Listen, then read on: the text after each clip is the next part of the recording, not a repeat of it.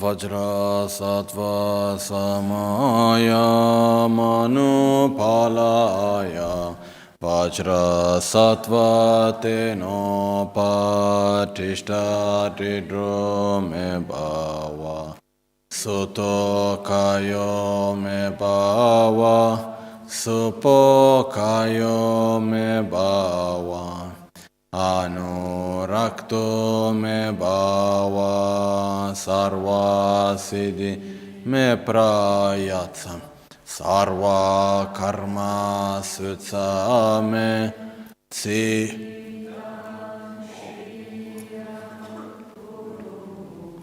Ha ha ha ha ho Bhagavan Sarva Tata Gata Vajra Mame Munsan Vajra Bhava Maha Samaya Sattva Ahom Pen Eho Shuddhe Shuddhe Soha Yamo Shuddhe Shuddhe Svoha Ram Ho Shuddhe Shuddhe Svoha Lam Ho Shuddhe Shuddhe Svoha Bam Ho Shuddhe Shuddhe Eyam Ram Lam Bam Shuddhe Shuddhe Svoha Om Muni Muni Maha Muni Shakya Muni Svoha Om Ye Dharma Hetun Prabhava Hetun Teshan Tathagato Yawa Data Teshin Chayo Niroda Evam Vadi Mahashramanaye Svoha On Chönam Tamche Gyule Chung Tegyu Deshin Shekpe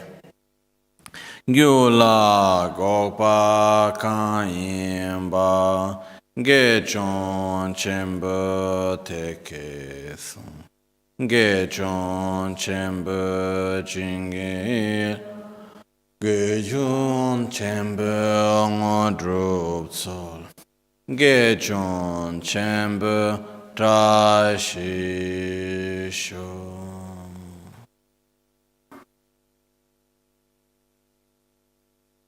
Sangye Chedan Soge Chonam La Chanchu Pardo Dani Kyapsu Chi Dagi Jinso Gibe Sonam Gi Drola Pinchira Sangye Drupa Resho Sangye Chedan Soge Chonam La Chanchu Pardo Dani Kyapsu Chi Dagi Jinso Gibe Sonamgi Drola Pinchira Sangye Druparash Sangye Chedan Tsogi Chonamla Chancho Pardo Dani Kyapsuchi Dagi Jinso Gibe Sonamgi Drola Pinchira Sangye Druparash.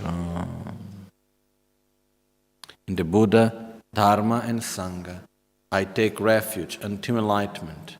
Through the practice of generosity and the other perfections, may I attain Buddhahood for the benefit of all sentient beings. So, verse number 43.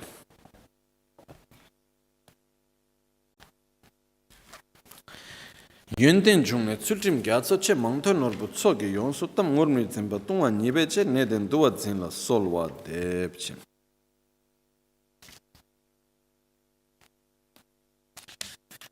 This part, we are starting the part in which is called Making Request by recollecting the qualities and the kindness of the Guru.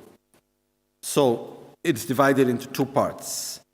Making request by training our faith, by recollecting the qualities of the Guru. Okay.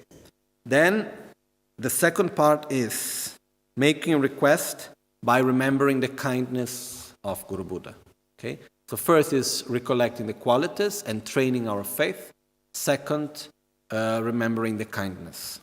So the first part, which is training our faith by recollecting the qualities, by reflecting upon the qualities and by that making request, is divided itself into three parts, which is recollecting the qualities of the Hinayana Guru, the Mahayana Guru, and the Vajrayana Guru. So we have verse 43, 44, and 45.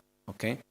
So at these verses, what we will do is we remember the qualities of the Guru that guides us on the Hinayana path, which is the path of self-liberation, the Mahayana path, the one of reaching enlightenment for the benefit of all sentient beings, and the Vajrayana path, the path of transformation of Tantra. Each one of these three vehicles require different qualities of a guide. So in the path of self-liberation, the path of loving ourselves, of developing non-violence and so on, someone that is going to guide us on this process must have certain qualities, which are different of the qualities that someone that will guide us on the path to enlightenment, to great love and compassion towards all sentient beings. The Mahayana path needs different qualities.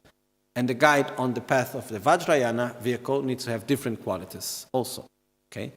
So what we do in these verses is that we remember and we reflect upon the qualities of each one of these types of gurus.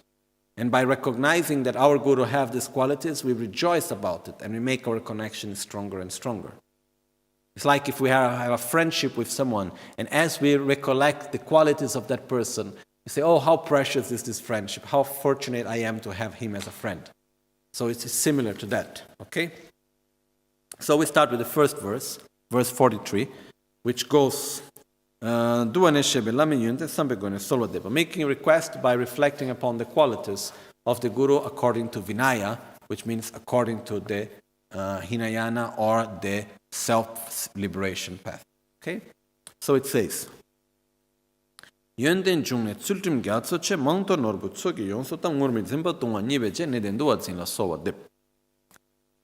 make our requests to you, O holders of the elders Vinaya, O masters, second Buddhas, clad in saffron.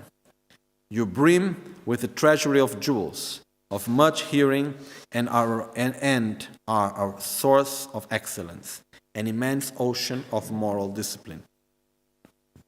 Tibetan language has some qualities that you can read the same verse in different ways, actually. Okay, so I will make my own translation. It means like, Yönden jungen ne, sultim gyatsoche, great ocean of morality, the source of all qualities. So here we can say, what is the source of all qualities? I can say, oh, you, Guru Buddha, you are the source of all qualities as you are an ocean of morality.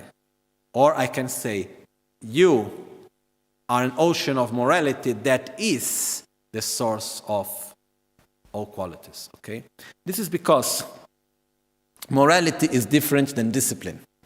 Sorry, it's also different. I don't want to say discipline. Morality is different than ethics.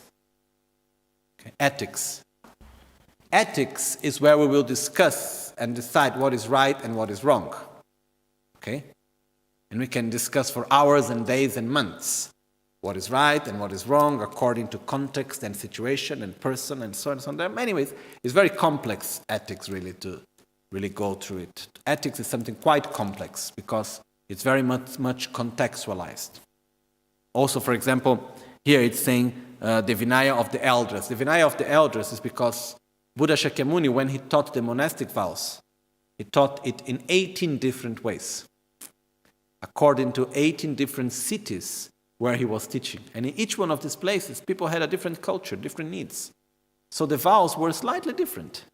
So we can see that ethics, they are not always the same. They are contextual. It's like, for example, in the tradition of the monastic vows in Tibet, which is following the tradition of the elders, once a person takes the monastic vows, it's forever, it's for the whole life.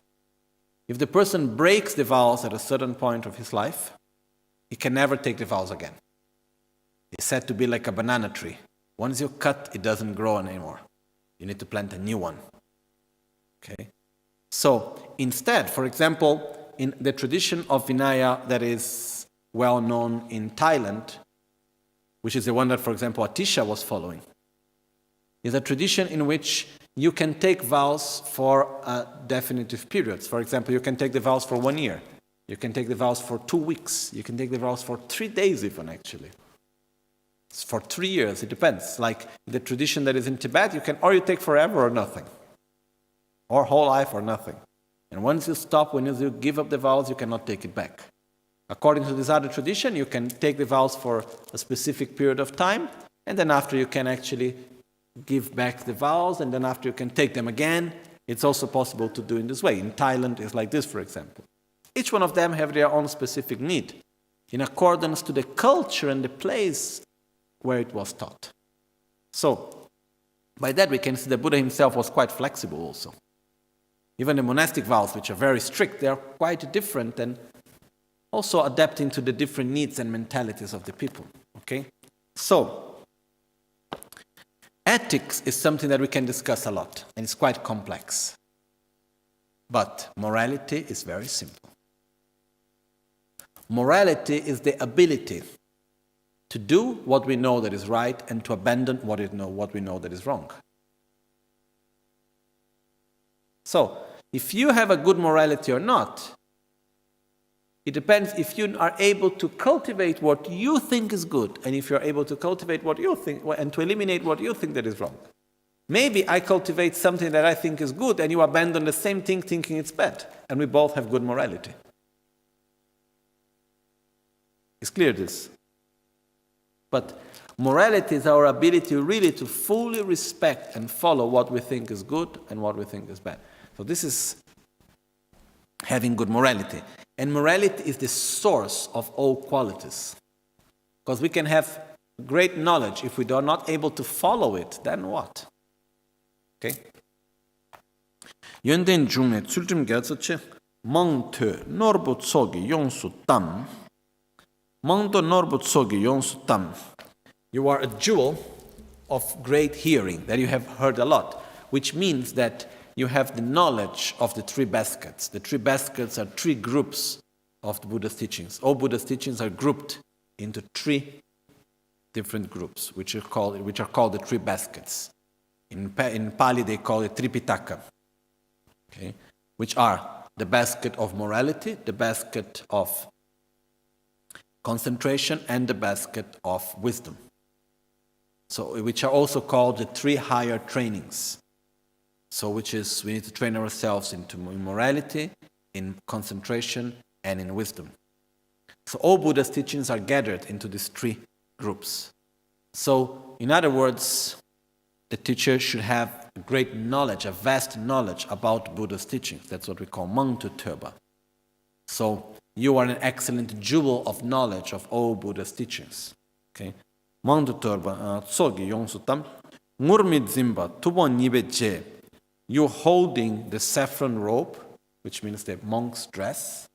You are like a second Buddha, which means Buddha himself said that he will be present by those that followed his path. So you are like the one following the path of Buddha. You are showing me the path by your own experience, by your own example. I may request to you, you who are the holder of the Vinaya of the elders, or the elder holding the Vinaya. Here are 2 ways of reading. You are the elder that is holding the Vinaya, or you are the one holding the Vinaya of the elders. Because if you mean you are the elder inside the Vinaya system, inside the monastic system, an elder is a person that have kept correctly the vows for at least 10 years. After keeping the vows correctly for 10 years, the complete vows of a bhikkhu, a gelong, a full ordained monk, after keeping the vows correctly for 10 years, you become an elder. Okay? So here we can read this verse in two ways. Or you who are an elder holding well the vows, or you who are the one holding the monastic vows of the elder, because the elder is also the name of one of the 18 traditions of vows, the one that came to Tibet. So we can read the same verse in two different ways. The point here is that it's pointing out some qualities that we need to look in the guru of the Hinayana path, which is the one that is guiding us on the path of self-liberation, the path of non-violence. And even though we may follow the Mahayana path, we cannot abandon the common path of the Hinayana. It's something that is very important. Like Atisha was also saying in a book that I'm reading these days, Atisha was saying, don't feel that you are special because you are so-called Mahayana when you cannot even keep the qualities, the basic qualities of the Hinayana. And he was referring to the qualities which were the ability not to criticize when you are criticized, not to hit back when you are hit by someone, not to uncover others' faults when someone is showing your own faults, not to treat with violence when you are treated with violence. Okay? This is non-violence. It's not because someone is treating me in a negative way that I need to treat him in a negative way. That's not a justification of that. So this is non-violence. And this is the basis of the Hinayana path, of the Hinayana vehicle, which is avoid every negative action. So this vows normally, we have it for both lay and monastic system. So the basic vows is always avoiding like not killing, not stealing, not lying, not taking any substance that takes away the control of the mind, such as alcohol or drugs, not having a sexual misconduct. This will be the normal basic 5 vows of self-liberation, which is avoiding actions that are harmful to ourselves and others. Then we have the other part, which is the vows that they develop into more vows. Like we have 36 vows, 254 vows, and so on. They can develop into more vows. And are all vows regarding how to avoid a conduct which can be of violence, that can generate suffering in ourselves and others. Okay? So this is basically this first part. So, when we go to look for someone that can guide us on this path, which are the qualities that we need to look for? So here they come. First of all, must be someone that has the good basis of morality. So someone that is able really to follow what is positive and abandon what is negative. The teachings of the Buddha, because we want to follow the teachings of the Buddha. Especially must be a person with conscientiousness, which means awareness of his own actions, and that is putting into practice the teachings that he's giving. Which means someone that really looks at himself in the mirror and observe his own mind, observe his own actions. This is something that is essential in a teacher also. Because otherwise it's just knowledge, And when we go to look for a teacher, guru, we should not go to look for someone that have great knowledge. Also need great knowledge. But most of all, someone that is an example of what we want to become. Because we learn much more by experience and by example than by actually just learning new concepts. Okay? If it was just a matter of knowing new things and concepts, okay, we have thousands of books and recordings and so many ways how we can do.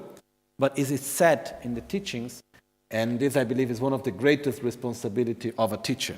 Like, I feel this is one of the greatest responsibilities. Like in myself, I found myself in this situation of this position of sharing and teaching the Dharma, not 100% by choice. I love what I do, but it was somehow cause and conditions put me in this situation, which is wonderful. But the greatest responsibility is said that a disciple will never develop a quality that the Guru have not developed. Will never have a realization that his teacher have not had. Which means, if I go and I teach something but I have no experience about it myself, it's just words. And words only as words cannot bring results. It's like if we take a lot of sand and we start squeezing sand trying to make oil. We can squeeze sand as much as we like. No oil will come out of it. Or we can shake water as much as we like. No butter will come out of it. Okay? The first is an Indian example, the second the Tibetan example, no? But what happened is that, similar to that, we can have words. When words are just words, they have no experience, no feelings deep behind, no lineage, no transmission, then they don't bring truly results. They don't go down to the heart. They just remain as concepts. That's why in the process of looking for a guru, it's more important to look for someone that have the qualities that we want to develop than looking for someone that has the knowledge that we want to acquire. Is it clear, the difference, okay? So, which are these qualities that we need in accordance to the Hinayana vehicle? Good morality, having a great vast knowledge, but still knowledge is important because we want to get in touch with Buddha's teachings. Putting in practice the teachings, having a mind to benefit others, caring for others, having an attitude of kindness and love towards others, especially having a special care for those that are sick. And this, I was saying it before I remembered Rinpoche. Nowadays, still like that, but not manifesting it so strongly. Some 15 years ago, 20 years ago, more, Rinpoche was also younger, and so he would manifest much stronger this aspect in which he would put. Whenever he would find someone that had no refuge, no one else was taking care, he would see that person as a jewel and take care in the best way. And from all sicknesses, what is the worst sickness? The sickness of mind. So, it's like when Geshe Langren Tampa in the 8 verses of mind training says,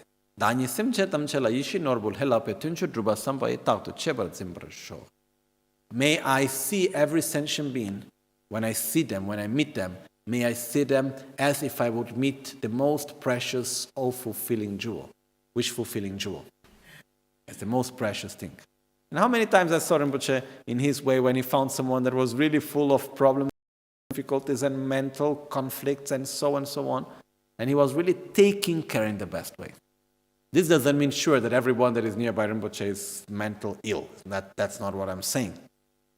Sure, everyone, once we know a person well, no one is normal. Everyone is normal until you don't know him so well. No? This is another thing. But my point is that I have seen many times Rinpoche really taking care of someone like that has no refuge. When someone will come that is very stable and he says, okay, there are many other gurus, so you can go to this teacher. Complex and difficult, and he will really take care. And I saw him say more times, my commitment is to take care of those that have no refuge. Sure, in the moment that he sees that that person has some small ring where he can put his hook of compassion. Because if there is no ring, the hook cannot catch, no? There must be a ring. This is called the ring of faith and the hook of compassion. When there is a small ring of faith, then Rinpoche will always try to catch with the hook of compassion to help. I have seen this many times. So this is like the quality of really, I just remember this when talking about taking care of the sick. Okay? And the sick, mental sick and the physical sick. Nyekur takpa, to live a pure life, to live a life which is purely dedicated to the Dharma, not like using the Dharma or using the lifestyle in order to gain profits or this or that. Okay? At the moment of teaching the Dharma, at the moment of teaching the Dharma, showing knowledge and the ability to explain things well and to transmit the knowledge and experience. So these are some of the qualities that we need to look for. The important thing is that all the qualities that we look for in the Guru are actually qualities that we need to develop ourselves. I need someone that is kind and loving towards others. Because I want to develop that. Why I need to find someone that has good morality? Because I want to do it myself. Why I need to look for someone that also is able really to practice the Dharma sincerely, because I don't want someone just to teach me knowledge. I want someone that has experience on the path that is given to me. So, it's important for us to look for these qualities. And once we find them, they are so rare, actually. I tell you, I have met many lamas. Many monks and teachers of many different schools. I've got the fortune of meeting many great beings. But it's like, there is one saying in the monastery, like where I was. One time, I took a group of Westerners to see the discipline master, to ask permit to go to be present during the debate session. You cannot just enter like this, you need to ask the permit. So I went with them to ask for permit. And then he received the people, and then he said, "Oh, you're welcome to the monastery, that's very nice. But remember, monastery, like Sera, where 4,000 monks," he said, "remember, a monastery is like a big ocean. There are many things inside. Many animals, and many fishes, and many monsters, and many dirty things, and many things. And there are few jewels. You can find incredible jewels inside the ocean. But there are much more other things than jewels, But the jewels are there. So don't judge the existence or not of jewels because you find other things in the ocean." So, I feel very fortunate that I have found many jewels. But still I can count in my hands, Not so many. In India or in Tibet, really, so it's not so obvious to find people with these qualities. It's not something that it's so easy. So once we meet them, we should cherish and say, okay, oh, that's so precious. I must keep it preciously. So I make request, please bless me. When we talk here, I make request, if we see, it's not saying I make request of anything. It's even strange, I think, also in English. I don't know, but I feel in Italian or in Portuguese, I think the same in English. It's even a bit strange just to say, to you I make request. Request of what? Nothing specifically. I make request. I make request, I wish I can be like you. I make request, please be near to me. I open myself to you. When I make a request, I entrust myself in you. I open myself. This means I make request. Okay? Because when we make request to someone, what's the first thing that we need to do? Take away our pride. When we make request. We need to bow down and say, I request you something. No? Why for so many people it's difficult to ask favors? Because of pride. For many people it's difficult to ask for favors, richiedere dei piaceri, no? Per l'arroganza. Because we think that, okay, if I ask something, I need to open myself to the person, I need to entrust myself, I need to have humility, and not always it's easy. So it's one of the reasons. Then it can be other reasons also, but the point is that when we make requests, we are opening ourselves and we're saying, okay, I entrust myself, I bow down, I make request. Okay? And it's a way, it's like when we have a friend and we recognize the qualities of our friend and we say, oh, how wonderful I have this friend. Similar to that. Oh, I have this guru with all these qualities. How wonderful this is to me. How precious it is. Okay? That's why this moment is called training our faith by recollecting the qualities of the guru. Okay? The first of the qualities according to the path of non-violence, which is a very important point. And there was a question which was saying, oh, is it possible that when we think about these qualities, we remember more one guru or another master because of one quality is more one guru, brings more our mind to one guru, and when we think about other qualities more to another? Sure. What happened also that is important, just to explain, is that it's said that when we are in the beginning of the path, the less gurus we have, the better. Why? Because as we move on the path, really, what is the relation with the guru? It's the relation with the spiritual guide. But in the beginning, we don't take so much refuge in the Dharma deeply. So we tend to relate more to the person than to the actual relationship of the Dharma. So it's, for example, let's say there is a person that is a wonderful doctor. And I like him so much, he's such a good friend. We go out for dinner, we watch movies together, we talk about politics or whatever, we have fun together. He's a good friend. And he's also a wonderful master. But I never ask him for help on the path to enlightenment. He's my friend. It's like if I have a doctor, and he's a perfect doctor. But he's also my friend, so for me he's a friend. Even though I have the sickness, I never ask him for help. So he's not my doctor, he's my friend, even though he's a good doctor. In the moment he becomes my doctor, change the relation. It means the relationship is based that I want to get cured and he's showing me how to get cured. That moment he becomes my doctor. Otherwise he can be my friend and be a good doctor. It's clear. You know? And I can go out with him, and sometimes I want to go to his, studio, because I feel a little bit, actually I like to be nearby him, so I feel like if I am sick. But really I never take the medicines well. I really don't want to get cured, I simply want to be by his presence. This is okay, it's a friendship. And it's normal in the beginning, especially Rinpoche always says, first of all, I am your friend. If you want, I can be your guru. Which is two different things. The more we are stable within the path of enlightenment, which is like, if we follow the same analogy, the more I am clear on my own path of healing from a sickness, the more I can go to different doctors. And one is going to teach me diet. The other one is going to show me a special treatment of medicine. The other one is going to tell me the mental attitude to hold. It's like each one is going to give me a specific part that together is going to make my own process of healing. When we are stable in our path, we can have many gurus. The more gurus we have, the better. Because one is going to teach me something specific about meditation. Other one is going to help me with morality. Other one is going to help me with wisdom. Other one is going to help me with faith. Other one is, each one will have a different step, a different part on the path to enlightenment. But this is important in the moment that we developed stability on our path. The more we are stable on our own spiritual path, the more gurus we can have and the better the relationship with every guru become actually. So this is something that it's also important within our own path. Okay?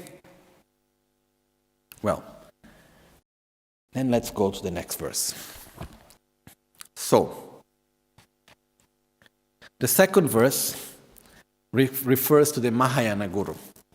Okay? And it says, Kandandena devara shekpelam tembrove yenden chudempa malwe galwe duzun chogeche tek chogewe shela solwa deb. Verse 44. We make our request to you, or I make my request to you. O Mahayana Gurus, Lords of the Dharma, Father of the Dharma, those holding the Dharma, representing the victorious ones, the Buddhas, without exception. You, Mahayana Guru, who is the embodiment and the representation of all Buddhas for me. You possess the 10 qualities that render you suitable guide along the path of those who have gone to bliss, which means you have the 10 qualities which makes you a suitable guide on the path to Buddhahood, on the path to enlightenment. In other words, it's saying you who are the Mahayana Guru, you are the son of all Buddhas, you are representing all Buddhas for me. So, I, with deep respect towards you, I make request as you are the suitable guide on the path to enlightenment by possessing the 10 qualities. So what are these 10 qualities that the Mahayana Guru need to possess? And these 10 qualities are explained in one text which was written by a Sangha taught by Buddha Maitreya, in which it says, they're called Dodegyen, the ornament of the sutras. And it says, Shenyen Dulwa Shiwa Nyer Shiwa Yönden Lakpa Tsunche Lungi Chuk Tenye Raptu Topa Mageden Tsewe Danyi Kyoba Pangla Ten, which are Shiwa Dulwa Shiwa Nyer Shiwa, which means, first of all, to be peaceful, to have control. Second, to be peaceful. Third, to be very peaceful, which means the first qualities that a Mahayana Guru needs to have is to put into practice the training of morality, the training of concentration, and the training of wisdom. So it's a person that must have practice morality, concentration, and wisdom. So control is morality. Peaceful, to have peace, in this case means concentration, because to have a good concentration, the person needs to have good peace of mind, peaceful mind. And very peaceful means to pacify ignorance, means developing wisdom. So, we have here these three qualities. First three qualities is to have morality, to have concentration, and to have wisdom. Trua shiwa nir shiwa. Yönten lakpa tsunchi lungi chuk. Yönten lakpa, which is the most simple one, is the guru must have more qualities than the disciple.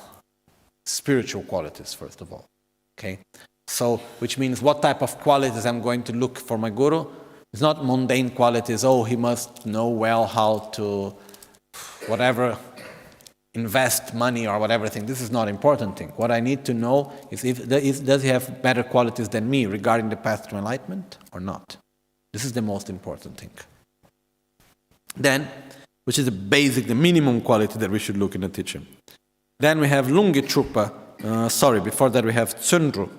Tsundru Chewa must have great effort into practicing the Dharma, which means he must put effort into realizing the two objectives. The two objectives are developing oneself spiritually and guiding others, and taking care of others and helping others on their path to enlightenment. So must have effort into one's own path and helping others in their path. Tsundru Chewa. Lungi Chupa. Lungi Chupa means to have a great knowledge of Buddha's teachings, to have knowledge of his teachings and understanding. Because we want to follow Buddha's teachings through the guide, so he must have a good knowledge of what were actually Buddha's words. Then Lungi Chupa. Tinyi Tokpa. Tinyi Tokpa means he must have a good understanding of the correct view of reality, of emptiness. Keba. Duja namla damnga cheba la keba. He must be capable of teaching well the Dharma. He must be able to express and to explain the Dharma in a way that the disciple can understand. So if I'm going to look for someone, I must look for someone that can transmit the Dharma for me in a clear way, which doesn't mean necessarily verbally. For example, I learned so many things with Rinpoche in a non-verbal way. Okay? So, but it's the ability to transmit the Dharma must be clear. Keba lungichu keba tsewa chewa. He must have great compassion and love, kindness, love, to sentient beings in general and specific to his own disciples. Must relate to people and to other sentient beings, everyone, with caring love. Tsewa chewa, and then kyongal meba. Kyongal meba, kyowa panglaten. Kyolwa meba means he will never give up on any disciple. It doesn't matter what happened, he should never give up on any disciple. Always be there with love and kindness to take care. Okay? So, again, 10 qualities. Must have morality, concentration, wisdom. Must have more qualities than the disciple. Must have effort into practicing the Dharma. Must have more qualities than the disciple. No, it was correct. Again, just following the right order. Morality, concentration, wisdom. More qualities than the disciple. Must have effort to develop one's own path and help others. Great knowledge about Buddha's teachings.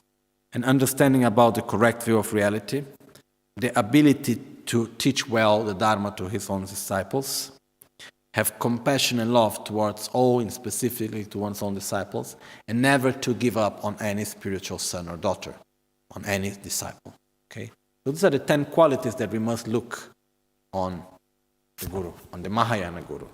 And then, which is actually not so easy to find.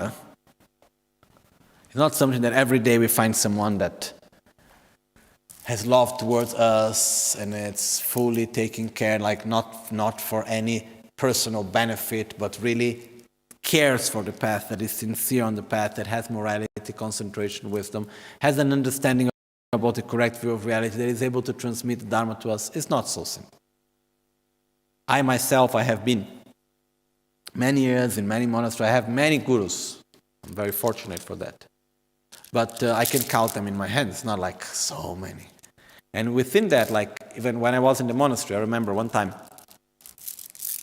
I had, there was a group of some Westerners, I even don't remember who they were. And they wanted to come to make some pictures or to go to look at the debate session.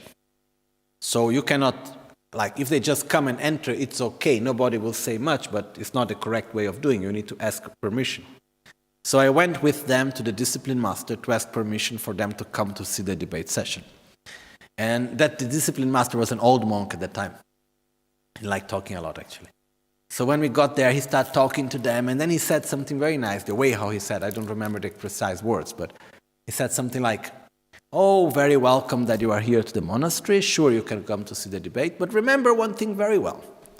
A monastery is like a big and vast and deep ocean. Inside the ocean, there are so many things. We are talking about a monastery with 4,000 monks, no? So he said, inside an ocean, you can find many things. There are many dirty things, there are many ugly fishes, there are many ugly animals, many big stones, small stones, a lot of sand and so on, and some very precious jewels. The fact that there are many big and ugly stones and many other ugly monsters or whatever doesn't make the precious stones less precious. In all the monastery, I have found few very precious stones. Very precious jewels, like pearls or corals or whatever. But it's not so easy to find them. So, to find a guru with all these qualities, with knowledge, I have met many people with great knowledge. But people really with these deep qualities, that I was able to see the qualities at least. Maybe sure, there are many that have the qualities which I didn't have the merits to see them. But those that I was able to see and recognize having such qualities are really, really very rare. So I feel very fortunate that I've had the opportunity to meet this many of them, which is not so many, but there are still many. So it's not something so obvious when we find someone with these qualities. Okay? So here the commentary says, when we find someone, we remember these qualities, we should care for the Guru like the most precious things we have found and say, oh, I'm not going to let it go. It doesn't matter what happened, even at the price of my own life. No? I remember now, there was one Mongolian disciple of Trijang Rinpoche, and during Cultural Revolution, he was put into a situation where he needed to talk badly about his Guru and say things like this. And he would not do it. There were others that were like the disciples of the first line, that when they got little bit, in Tibetan they say, which means when you have parafuso, how do you call that now?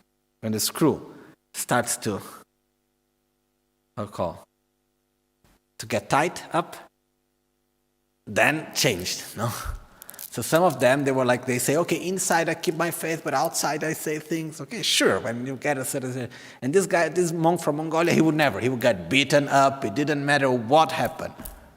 He said, I'm not going to go against the words of my teacher. I'm not going to give up my faith and my words. It doesn't matter in what level. No? So, the point is that it's really like, it doesn't matter what happened. I'm not giving up my Guru. It's something internal. Doesn't matter what happened. It's something so difficult to find. It's so precious for myself. I'm not going to give it up. It doesn't matter how it costs, even if it costs my own life. No? So, now I just open and close quickly one brackets, because it's something that for some people may have some meaning, for other people it may mean nothing. So, okay, if it doesn't mean anything for you, just leave it like that, okay? Just some quick brackets. When there was, normally never talk about this, but when there was the whole situation that came out of the problematics about Dorje Shukden and all these things inside the Gelugpa tradition. The reason that I have seen and that Rinpoche explained to me why he chose and I chose to follow him in this decision, to continue to practice Dorje Shukden and in this way, was not because of Dorje Shukden. Sure, Rinpoche has great faith to Dorje Shukden and so on, but was because of the faith to his guru, Trichan Rinpoche. What Rinpoche says is, it doesn't matter what may be the consequences. I am not going to give up my guru. It doesn't matter if it's material, social, it doesn't matter what happened. I'm not going to give up my guru. My guru, he gave me a teaching. No one proved the contrary. I'm not going to give it up. It doesn't matter what happens. It doesn't matter who says it. It doesn't matter in what situation I need to go through. My guru I have a commitment, and the commitment I have, it's more precious than anything else in this way. Because if I break this small commitment, then I break everything. Why? For mundane reasons? Because it's more convenient socially? Who cares? I keep my commitment, which is the most precious thing. So, it was not out of attachment for Dorje Shukden that Rinpoche made the choice to practice Dorje Shukden. It was out of faith and pure commitment with his gurus. This is a big difference. This is important for us to understand. So, when we read these verses, close the brackets, we continue. When we read these verses and then we see the qualities and how rare these qualities are, it gives us such joy and oh, how precious. So I make request. I open myself. I entrust myself. I make request. Okay, and we rejoice about finding these qualities. Okay?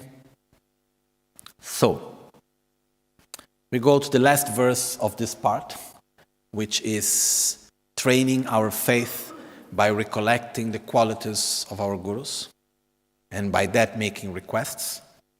So, the next verse regards the qualities of the Vajrayana Guru. And the verse says,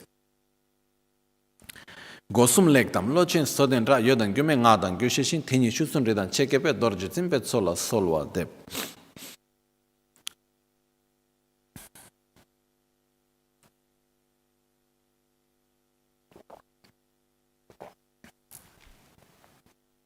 We make our request to you, O foremost holders of the Vajra.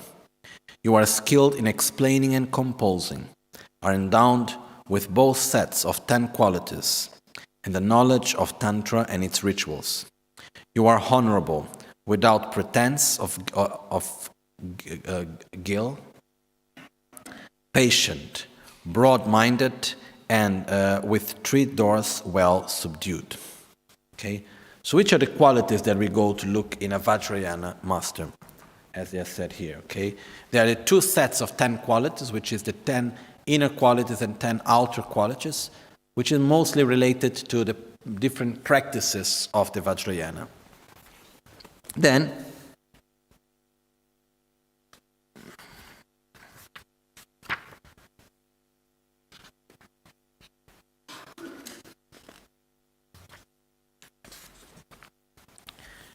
we have here first quality, which is mentioned in it, if we follow the order in Tibetan, is to have a good ability to protect his own 3 doors. You know, as it says here in the translation, it says, with your 3 doors well subdued. Which are the 3 doors? Body, speech, and mind. Which means you are able to protect your body, speech, and mind from negative actions, clearly. So, take care of what to say, how to act, what to do physically, how to think, what to think. Really to take care of body, speech, and mind. Have control over body, speech, and mind. Have a great wisdom, correct view of reality.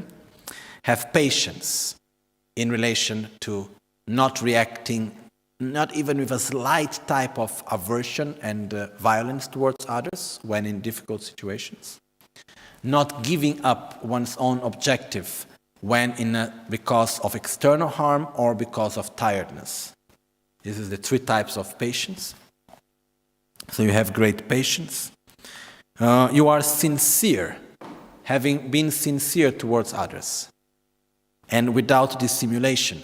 Dissimulation is of two types: showing qualities that we do not have and hiding defects that we have.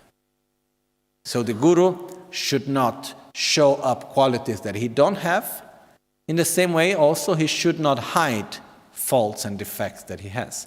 He should be sincere, transparent, truly. Okay? And this makes me remember one time, I say this now. One time came here to Albagnano one Tibetan lady.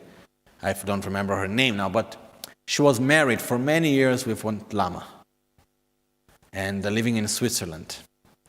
And then what happened is that, this Lama passed away, and in a moment of her life she was in need of money, so she came here to see Rinpoche, and Rinpoche bought from her some tankas, very beautiful tankas she had, from her husband.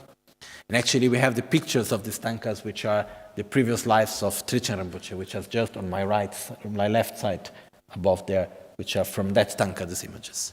Anyhow, at that time, she came and she stayed a few days, and Rinpoche was very nice to her, received her very well at home and giving food. So she saw very openly Rinpoche's lifestyle and everything. She came to the Gompa together with everyone, saw Rinpoche's teaching and so on. So before going, she said one day, Rinpoche, I need to tell you something. Sorry if I am very direct.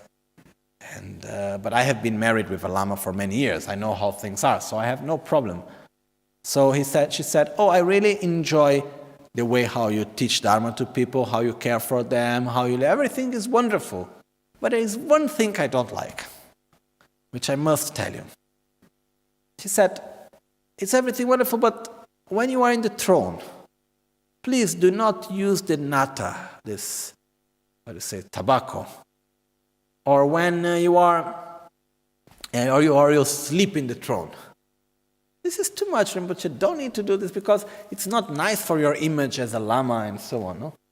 Then Rinpoche very nicely, in his very ego-friendly way, Rinpoche said to her, you were right. Truly is like this, but in my case it's different. Because I am 24 hours with everyone here. I am not just passing 1-2 hours in the throne, making some nice teachings, everything very formal and like this and so on. Then after I go home and I do whatever I want. I am living with these people, with my disciples and friends. I'm living with them 24 hours. So I am not hiding any aspect of my character or any aspect of my behavior. I am just what I am. So without dissimulation, I add, no? It's not what Rinpoche said. But it's totally without dissimulation. So Rinpoche said, I feel like using the nata, I use the nata. He said, I am 24 hours available for people. By telephone, here and there. When I feel like sleeping, I sleep. So, it's okay because I am truly with everyone 24 hours. And that's how it is. So, it's really when it says here, being sincere without dissimulation. Rinpoche, for example, it's so clear in that. Being who he is. Not needing to hide anything. This doesn't mean that he needs to say everything and explain everything of all details of all. No. It means no dissimulation, no hiding faults, and no showing qualities that he don't have. This is one of the important qualities that we need to look in, especially in the Vajrayana Guru.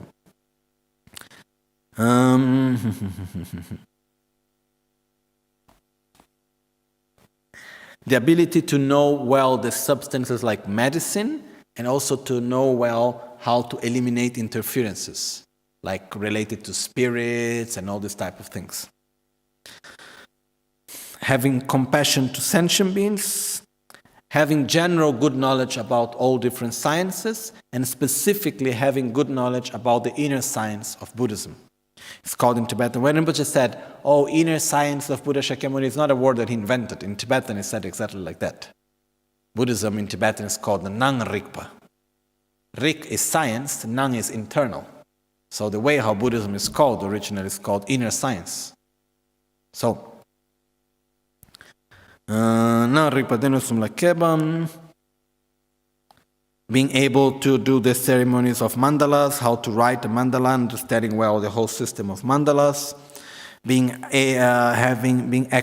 able to explain well the Vajrayana path to one's own disciples, having, generally speaking, to the Mahayana and specifically the Vajrayana path, having great faith and respect. So it's not like teaching the Dharma as a sort of profession. It's really deeply having faith in the Vajrayana path for one's own self and the Mahayana.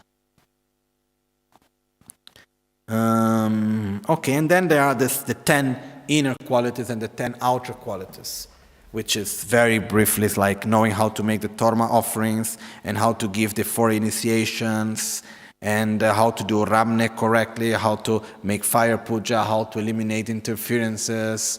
They're all things like this, which are basically connected to the different practices of Vajrayana.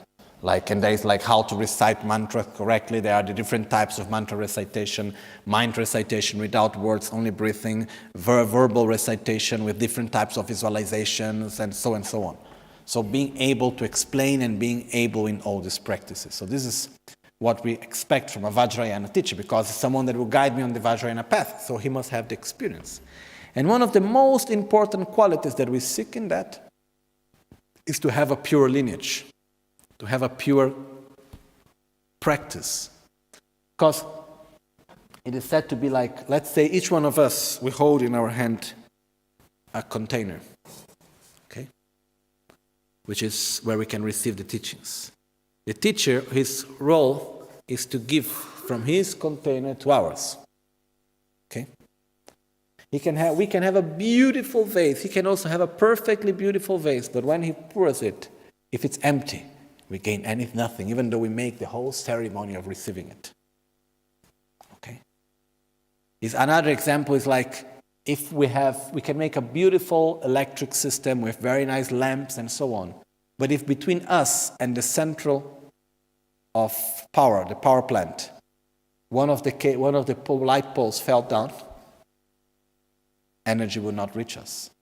This means if between the first teacher of the lineage, in this case Buddha Shakyamuni, and us, some guru, some practitioner, some master lost his faith, broke the lineage. If I have a teaching without the lineage, it's just words. I have nothing, I don't receive anything to give. So, when I was in Tibet some years ago, then there were some monks from one monastery called Nyemo Gyatso, and they requested me, could you please, Lama, give us some teachings? And I said, why me? There are so many other monks here that have much better knowledge than I have, can teach you in so many good ways. They said, we want you because you come from a pure lineage, and you have pure relation with your guru. And I said, okay. This is something so precious, so important. So we have all of this. We have it so special conditions in this way, and it's not obvious to find it. So when we recite these verses, it's like making our faith more strong. It's like rejoicing about what we have, which is not obvious at all. I have been through many monasteries. I have seen many people, and it's not like just trying to make my own side strong. It's just saying I have great respect for many, many great masters of many traditions. But maybe I didn't have the karma to see these qualities, but I have never seen these qualities that we have just said in many masters, in many people. It's not a matter of having the title master or not. For example, one of my teachers, my masters in Tibet, he's a monk. I have full respect for him. He's not known as a Lama or a master. He's just a monk. Nowadays, one of the most respected monks in Tashilhunpo for his practice and his experience and his example and his knowledge and all together. It's called Pombo Tserin Topkyal. So, he's the one that taught me the mudras of the practice of Kunrik and the 6 yogas of Naropa and some other things like that. So, great practitioner. So, the point is that when we look for the quality, it's not so easy to find, really. So, we need to rejoice about what we have. Okay? So, just to conclude with one verse that I have marked here, which I talked before about it, but I liked it very much, the way how it's said. It says, before that, the Guru Puja, if we see, it's so deep, so profound. And if we remember well, since the beginning, I explained every passage of the Guru Puja has 3 aspects. How to recite, what to visualize, and what state of consciousness to generate. Really to practice the Guru Puja completely. Otherwise we recite the Guru Puja. What to recite is easy. What to visualize, like in this case we have Guru Buddha in front of us, light coming from his heart coming to our heart. Okay? Or we simply visualize Guru Buddha and remember his qualities. What state of consciousness to generate?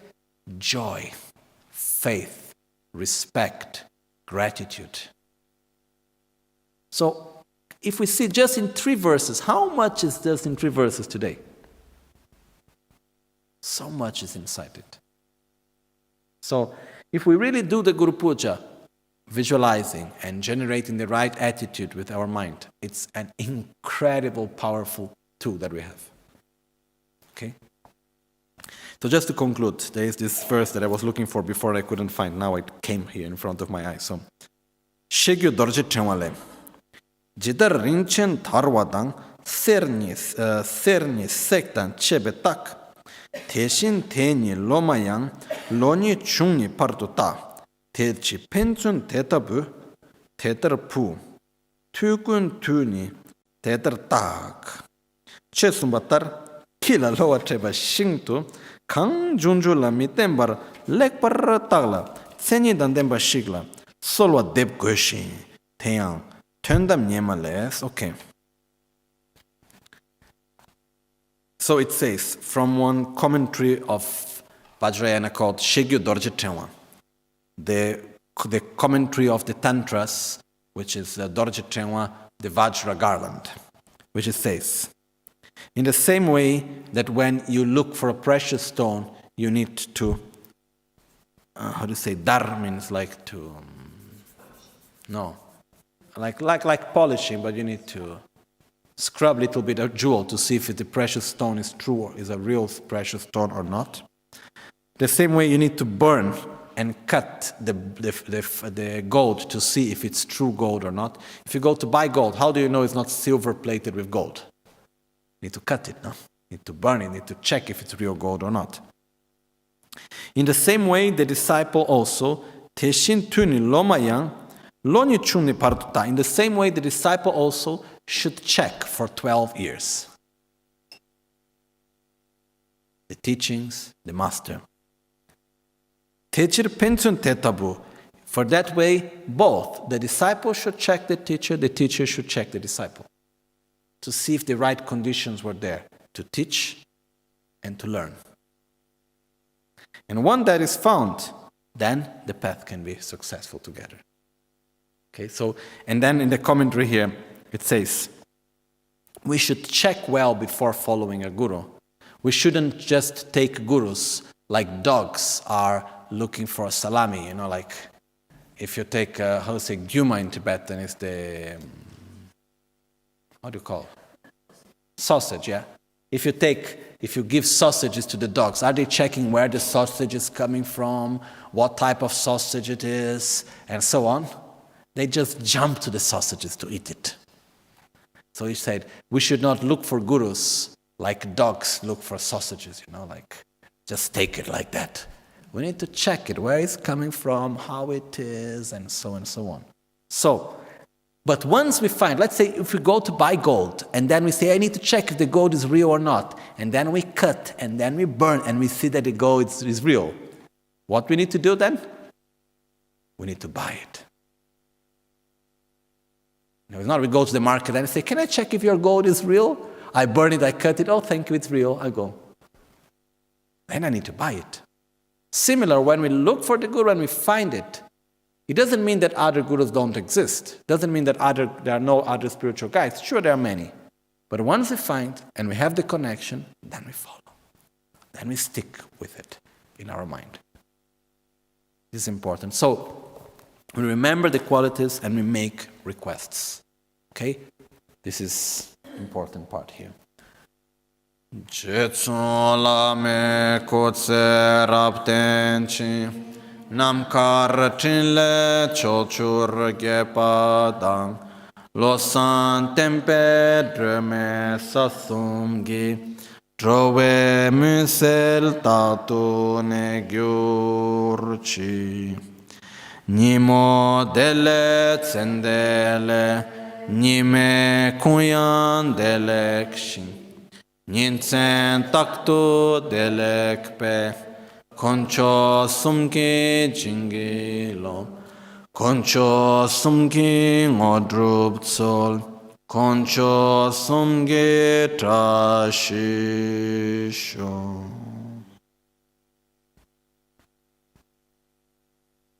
At dawn or dusk, at night or midday, may the three jewels grant us their blessings.